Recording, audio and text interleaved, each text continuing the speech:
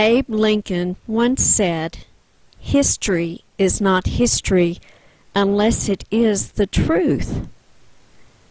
Think about that for a minute. Have we been taught the truth? In audio.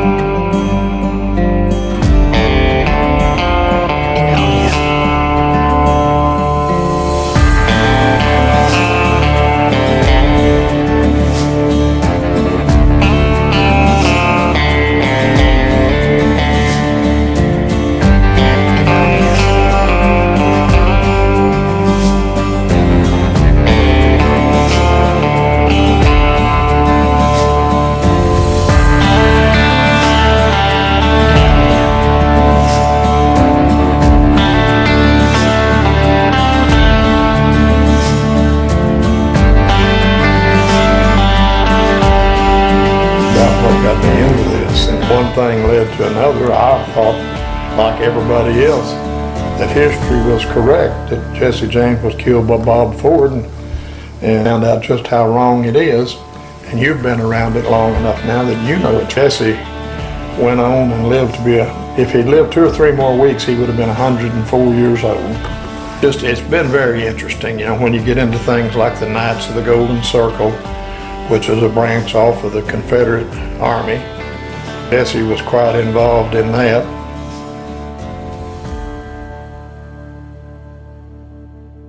History better get ready to open up their mind and start taking in the truth rather than what's been written in the history books that's incorrect.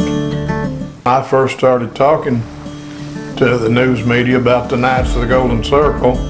A lot of them would write that there wasn't any such thing, and I didn't know what I was talking about.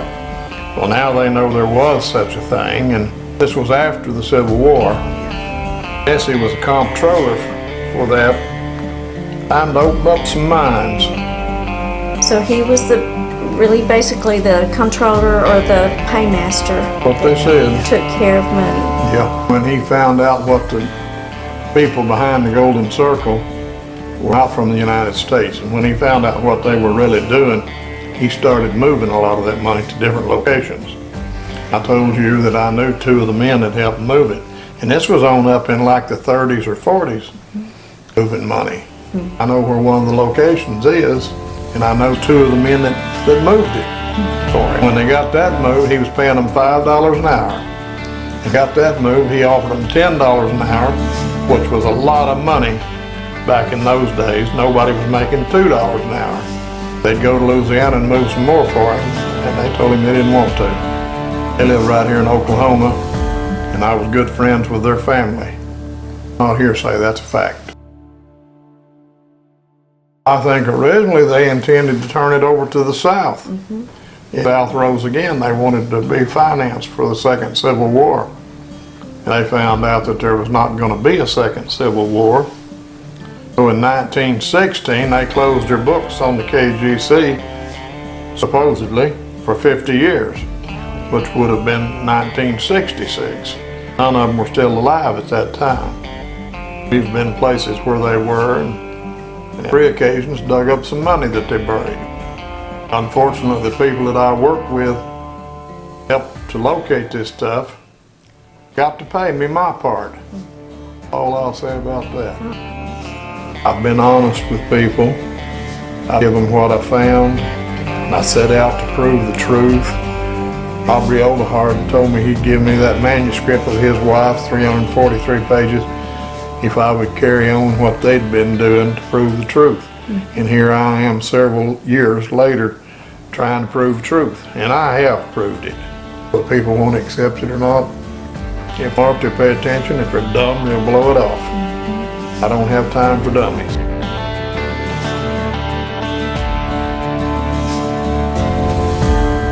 What has been the most rewarding thing throughout your entire research?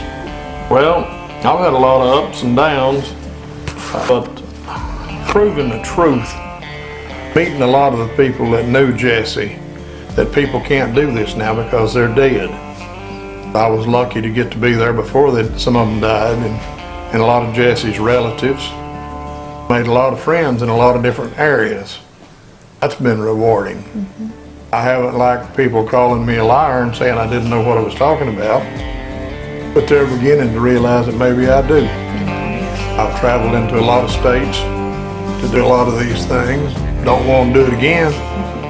A lot of what I did can't be done again.